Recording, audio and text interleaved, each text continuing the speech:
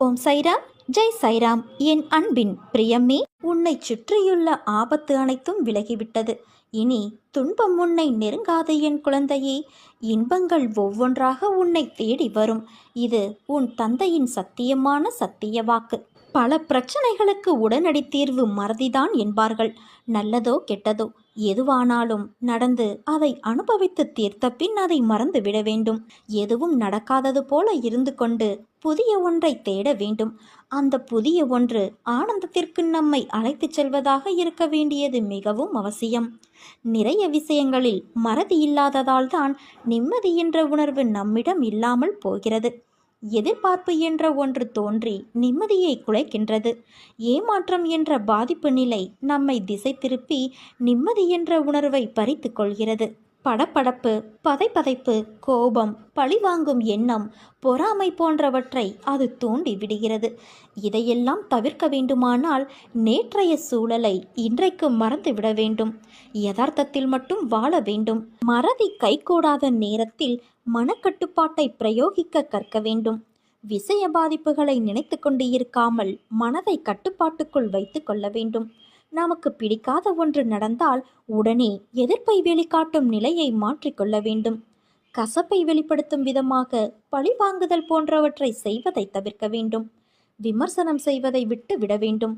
இப்படி விட வேண்டியவற்றை விட்டால் மட்டுமே வர வேண்டியது வரும். நமது இந்த செயல்களால் என்ன நன்மை கிடைத்துவிடும் என யோசித்தால் நாம் பிறரை பாதிப்புக்கு ஆளாக்க மாட்டோம்.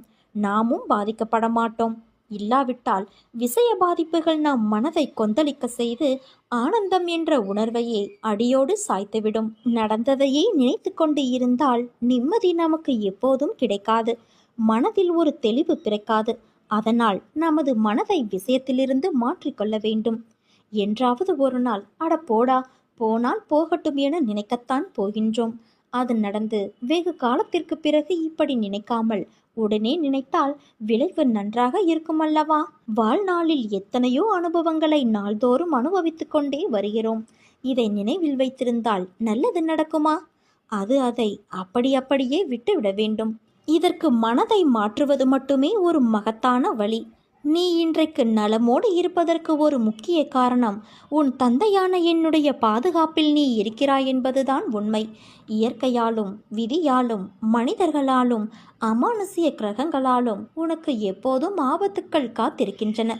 இவைகள் அனைத்தும் எந்த நிலையிலும் உன்னை அண்டாமல் கஷ்டங்கள் தராமல் இருக்க நான் உன்னை எப்போதும் கவசம் போல காப்பேன். உன் பாதுகாப்பு என்பது என்னுடைய திருநாமமே. அது எப்போதும் உன் நாவிலும் மனதிலும் இருக்குமானால் அவன் எந்த நிலையிலும் காப்பாற்றப்படுவான். எனது பெயரை நித்திய பாராயணமாக சொல்லிக்கொண்டே இரு. நானே உனது கவசமாக உன்னை அரவணைத்து காப்பேன். ஒரு சில கனவுகள் நிறைவேறாமல் போனால் வாழ்க்கை அவ்வளவுதான் என்று நீயாக நினைத்து கொள்ளாதே.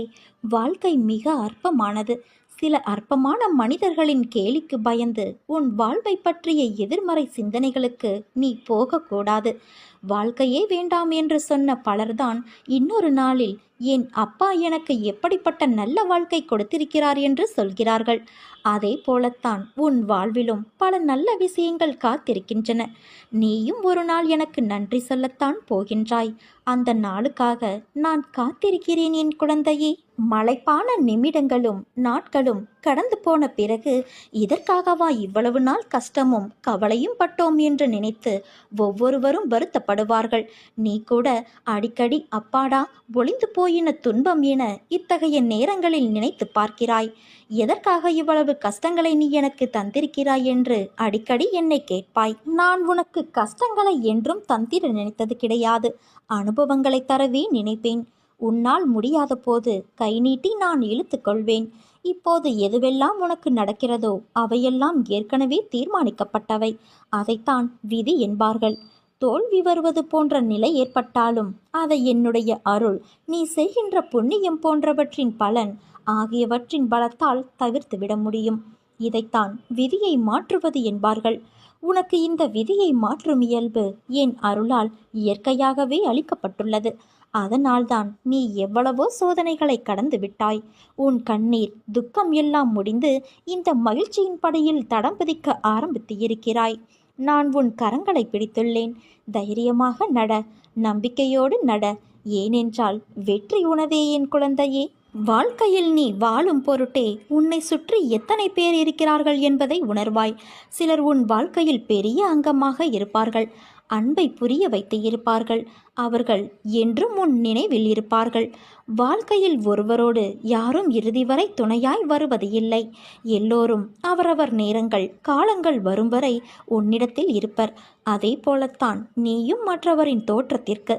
நிலையுள்ள நிரந்தரமான உறவுகள் என்று இருந்தால் நீயும் என்றும் என் உயிராய் இருப்பாய், என் மகனாய் மகளாய் இருப்பாய்.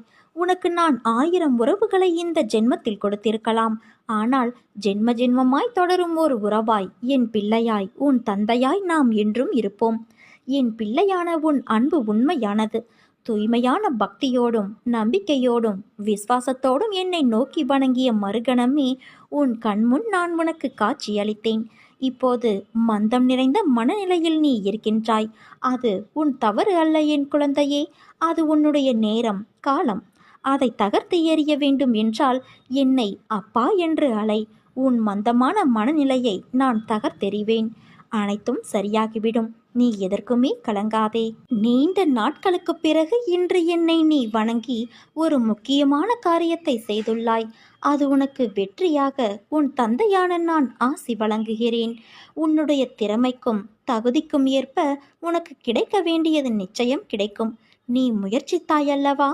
அதற்கான பலன் நிச்சயம் உனக்கு கிடைக்கப் போகிறது. நான் வேண்டாத நாளே இல்லை. என் தந்தையான உனக்கு கண் இருக்கிறதோ இல்லையோ, என் பிரச்சனைகளை கண் கொண்டு பார்க்க மாட்டேன் என்கிறார் என்று சொல்கிறாய். இதிலிருந்து பிரார்த்திக்கும் எல்லோருடைய கோரிக்கைகளும் நிறைவேறுவது இல்லை என்பது தெரிகிறது. நான் அந்தர்யாமியாய் அனைவரின் மனதிலும் இருப்பவன் என்கிற போது உன் குடும்பத்தில் மட்டும் பிரச்சனை ஏன்? உன் பிரார்த்தனைகள் ஏன் நிறைவேறுவது இல்லை? கர்மவினையின் காரணமாக கடவுளை நீ அறிந்த போதிலும், உதட்டால் என் பெயரை உச்சரித்தாலும் உள்ளத்தால் என்னை விட்டு வெகு தூரத்தில் இருக்கின்றாய்.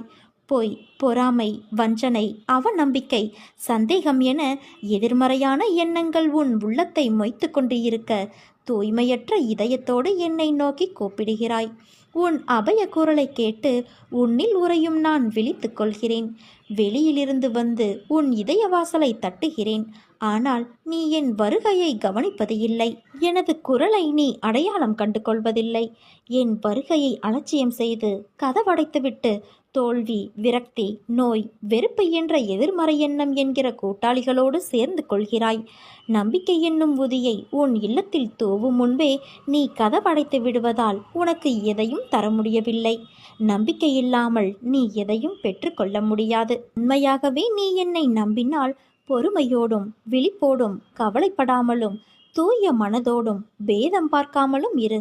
உன் கஷ்டத்திலும் அடுத்தவர்க்கு உதவி செய்ய உன் உள்ளத்தை திற. தன்னலம் துறந்து பிறர் நலம் நாடு. நிச்சயமாக உன்னை நான் தேற்றுவேன், ஆறுதல் தருவேன். உன் கவலைகளையும் நோய்களையும் நான் போக்குவேன். உன் தந்தையான என்னிடம் நம்பிக்கை வைப்பவன் ஏன் இவர் மீது நம்பிக்கை வைத்து விட்டோமே என எந்த காலகட்டத்திலும் வருந்த வேண்டியது இல்லை, பின்னோக்கி நடக்க வேண்டியது இல்லை. நம்பிக்கை வைத்த ஒருவன் தன் சுபாவத்தில் உயர்கிறான் என்பதையும், இந்த படிப்படியான முன்னேற்றம் என்னால் உறுதியளிக்கப்பட்ட உன்னத பலன்களை பெற வழிவகுக்கும் என்பதையும் அனுபவம் காட்டும். சில சமயங்களில் நான் என் பக்தனை எந்த பாதையில் இட்டு செல்கிறேன் என்பதை மறைத்து விடுவது அவனுடைய நம்பிக்கையை திடப்படுத்துவதற்கு. தன்னிடம் தஞ்சம் புகுந்தவனை எந்த திக்கிலிருந்தும் தோன்றும் எந்தவிதமான ஆபத்திலிருந்தும் காப்பாற்றுவதாக நான் உறுதியளித்துள்ளேன். அதனால் எந்த ஒரு சூழ்நிலையிலும் என் மீதான நம்பிக்கையை நீ இழந்து விடாதே. என்னிடம் லௌகீக பலன்களை எதிர்பார்த்து வந்து கிட்டாமல் ஏமாற்றமடைந்தவர்கள் அவ்வாறு கிட்டாதது அவர்கள் எதிர்கால நன்மையை நான் கருத்தில் கொண்டதால்தான். அன்பு செல்வங்களே, பல ஜென்ம புண்ணியத்தினால் என் தருவாரில் நீ இணைந்துள்ளாய்.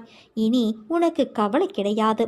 எல்லாம் வல்ல இறைவனின் நிழலில் வாழும் நாம் எந்த சூழ்நிலையிலும் உங்கள் மீதான நம்பிக்கை குறையவே கூடாது என்ற ஒரே ஒரு வேண்டுதலை மட்டும் என் முன் நீ வைத்துப்பார். வேறு எந்த வேண்டுதலையும் நீ வைக்க தேவையில்லை. உன்னை என் கண் பார்வைக்கு எதிரே வைத்து கவனிக்கிறேன். உன் செய்கையில் அனைத்துமே நான் பார்த்து கொண்டிருக்கிறேன். உன் இயற்கையான இயல்பு கண்டு நான் வியக்கின்றேன். ஆனால் சில சூழ்நிலைகள் உன்னை இயல்பு நிலையிலிருந்து மாற்றி தோற்றமளிக்க செய்கிறது. உன் இயல்பை புரிந்தும் சிலர் உன் சூழ்நிலைகள் உன்னை இந்த அளவுக்கு நிதானமில்லாமல் பேச வைக்கிறது என்று யாரும் புரிந்து கொள்ள மாட்டார்கள். உன் வெளி பேச்சுக்களால் தான் உன்னை எடை போடுவார்கள். உன் மனதை அறிய நினைப்பவர்கள் உன்னை சுற்றி கம்மியாகத்தான் இருக்கிறார்கள். எப்படி சிப்பிக்குள் இருக்கும் முத்தை அப்படியே யாரும் வைத்து பார்ப்பதில்லை. அது அழகு என்று ரசிப்பார்கள். ஆனால் அதை வெளியே எடுத்து அதற்கான தோற்றத்தை பொலிவுடையதாய் மாற்றினால்தான் அதை உண்மையானது என்று நம்புவார்கள். உண்மையுள்ள பொருளை அப்படியே கொடுத்தாலும் அதை நம்ப மறுக்கும் மனிதர்கள்தான் அதிகம் உள்ளனர். உன் உண்மையான குணநலங்களை அப்படியே உன் செயலில் பிரதிபலித்து காட்டிப்பார். உன் மனதில் உணரும் விஷயங்கள் நேர்மறையாய் சொல்லிப்பார். உன்னை சுற்றி இருப்பவர்கள் எண்ணிக்கை குறையும். ஆனால் உன் மனதில் இருக்கும் உன் சாயப்பாவுக்கு உன் மனதை படிக்க தெரியும். உன் இயல்பு என்ன என்பதை புரிந்து கொள்ள முடியும். உன் உணர்வுகளை என்னால் உணர முடியும். ஏனென்றால் உன் மனதில் உன்னில் உச்சம் தலையிலிருந்து உள்ளங்கால் வரை இருப்பது நானே. உன்னில் ஓடும் குருதியானது என் தேகத்தில் ஓடும் குருதி. உன்னுடைய இதய துடிப்பானது என் இதயத்தின் துடிப்பு. ஆதலால் என் அன்பான உலகமும் உயிர் நீயே. என் குழந்தையே, உன்னை விட்டு நான் விலகுவதும் இல்லை, விலகி போகும்படி நான் செய்வதும் இல்லை. என்னை நம்பிய உன்னை நான் என்றும் கைவிட மாட்டேன். நீ என்னிடம் கேட்டதை நான் தருவேன், தரத்தான் போகின்றேன். பிறகு நீ ஏன் அதை தேடி செல்கிறாய்? அதுவே உனக்காக ஆசீர்வாதமாய் வந்தடையும். எல்லா நேரமும் உனக்கு நல்ல நேரமாகவே அமையும் என்று நம்பு. எது உனக்கு நடக்கின்றதோ அதன் பின்னால் ஒரு காரிய காரணம் கண்டிப்பாக இருக்கும். அது தானாகவே உன்னை காத்து நிற்கும். ஆனால் ஒன்றை மனதில் வைத்துக்கொள். நீ செய்கின்ற நல்லது மட்டுமே உன்னை காத்து நிற்கும். நீ செய்யும் தீமையாவும் உன்னை துரத்தி அடிக்கும். அடுத்தவர்களை பற்றிய பொறாமை சிந்தனை உனக்கு தேவையற்றது. உனது எண்ணங்களும் செயல்களும் வலிமையோடு இருக்கும் பட்சத்தில்தான் உன்னால் எதையும் எதிர்கொள்ளும் மனநிலையை அடைய முடியும். அதே போல தேவையான செயல்களுக்கு பயந்தும் தேவையற்ற செயல் மற்றும் குழப்பங்களுக்கு பயப்படாமலும் இரு. உனக்கே எதற்கெடுத்தாலும் பயப்படுவது தவறு என்று தெரிந்தும் நீ ஏன் இப்படி இருக்கிறாய்? சிறு சிறு விஷயங்களுக்கு பயப்படுவதால் தான் அந்த பலவீனத்தை பயன்படுத்தி உன்னை சிலர் ஏமாற்றி வருகிறார்கள். அதே சமயம் நீ ஒரு தவறை செய்துவிட்டு அதை நினைத்து நினைத்து மனம் ஒரு பயந்த நிலைக்கு தள்ளப்படுவதே பயங்களிலேயே கொடூரமான ஒன்று. தெரிந்தோ தெரியாமலோ ஒரு தவறை செய்து அதனால் மனம் பயம் என்ற கொடிய நோய்க்கு ஆளாகி தினம் தினம் மரண வலி அனுபவித்து வருவதற்கு பதில் அந்த தவறினால் பாதிப்பு அடைந்த நபர்களிடம் மன்னிப்பு கேட்டு சரணடைந்து விடு. மீண்டும் இது போன்ற தவறுகளை யாருக்கும் எந்த சூழ்நிலையிலும் செய்யக்கூடாது என்று உனக்குள் நீயே உறுதி எடுத்துக்கொள். அதே சமயம் பயத்தை துறந்து எதையும் செய்ய துணிந்த மனநிலைக்கு எது தவறு எது சரி என்று யோசிக்காமல் அனைத்தையும் பயம் இல்லாமல் தன்னை கொண்டு செல்வதும் தவறே. அது உனது அழிவிற்கான ஆரம்பம். ஒன்றை புரிந்து கொள். சந்தோஷம் என்பது மனம் சார்ந்த விஷயம், பொருள் சார்ந்ததல்ல. பணம் இருந்தும் சந்தோஷமில்லாமல் வாழும் நிறைய பேரை நீயே பார்த்திருப்பாய். நிம்மதியாகவும் சந்தோஷத்துடனும் வாழ்வது உன் கையில்தான் இருக்கிறது. நீ உன் மனதை வைத்துக்கொள்ளும் அழகில்தான் உன் வாழ்க்கையும் அடங்கியுள்ளது. நம்பிக்கையோடு உன் அம்மாவாக அப்பாவாக இருக்கும் இந்த பாபா கூறும் வார்த்தைகளை பின்பற்று. நீ நிச்சயம் சந்தோஷத்துடன் வாழ்வாய். உன் மனதில் எத்தனை ஏக்கங்கள், எத்தனை துயரங்கள், வாங்கிய கடனின் சுமை அதிகரிப்பு, யாருடைய தயவும் இல்லை, உன்னை தூற்றி பேசியவர்கள் நடுவில் நின்று கலங்கிக் கொண்டிருக்கிறாய். எப்போது எனது சுமை குறையும், எப்போது நிம்மதி கிடைக்கும், எப்போது எனது துயரங்கள் அகலும், நித்தமும் உன்னையே நினைத்து கொண்டிருக்கிறேன், எனக்கு நல்ல காலம் பிறக்காதா? இப்படி உனக்குள்ளேயே கேள்விகளை கேட்டுக்கொண்டு இருக்கிறாய். நான் இருக்கும்போது எதற்காக கவலைப்படுகிறாய்? அனைத்தும் நான் அறிவேன். கவலைப்படாமல் இரு. விரைவில் உன்னை ஆட்டி படைக்கும் அனைத்தும் உன்னை விட்டு ஓடி ஒளியும். நீ பட்ட கஷ்டங்கள் அனைத்தும் உன்னை விட்டு அகலப் போகின்றது. உன்னை தேடி நல்ல செய்தி வரப்போகிறது. காத்திரு, கலங்காதே. எனது பிள்ளைகளின் கண்களில் நீர் வழிய விட மாட்டேன். ஆனந்தமாக இருக்கப் போகிறாய். உன்னை பிடித்த கர்ம பலன்கள் அனைத்தும் உன்னை விட்டு விலகப் போகிறது. நீ பெரும் செல்வந்தராக போகிறாய். சாயின் பிள்ளைகள் செல்லா காசாக நிற்கிறார்கள் என்ற பேச்சை என்னால் கேட்க முடியுமா? அதனால் எதற்கும் கலங்காதே. இனி வரும் நாட்களில் உன் ஒவ்வொரு செயலிலும் நான் இருப்பதை நீ உணர்வாய். வாழ்க்கையின் சந்தோஷம், நிம்மதி இவற்றை நீ தேடுவது எனக்கு வியப்பாய் உள்ளது. ஏன் அப்பா இப்படி சொல்கிறீர்கள் என்றுதானே கேட்கிறாய்? சந்தோஷம் உலக பொருட்களில் இல்லை, உள்ளத்தின் உணர்வுகள். அவை உனக்கு உணர்த்தும் பொருளில்தான் இருக்கிறது. நிம்மதி நீ கை நீட்டி ஒருவருக்கு உதவி செய்வதால் மட்டும் வருவதில்லை. மனதார இவர் நன்றாக இருக்க வேண்டும் என்று ஆத்மார்த்தமாக நினை. உனக்கு நிம்மதி என்ற காற்று தென்றலாய் வீசும். என்றைக்கும் சந்தோஷத்தையும் நிம்மதியையும் வெளியே தேடாதே. ஏனென்றால் அது வெளியில் இல்லை, உனக்குள் தான் உன்னை மாற்றும் எல்லா மாறுதல்களும் இருக்கிறது. உன்னை பக்குவப்படுத்தவே சில நிகழ்வை உனக்குள் நிகழ்த்தி உன்னை முன்னேற வைப்பதற்கு நான் முயற்சிக்கிறேன்.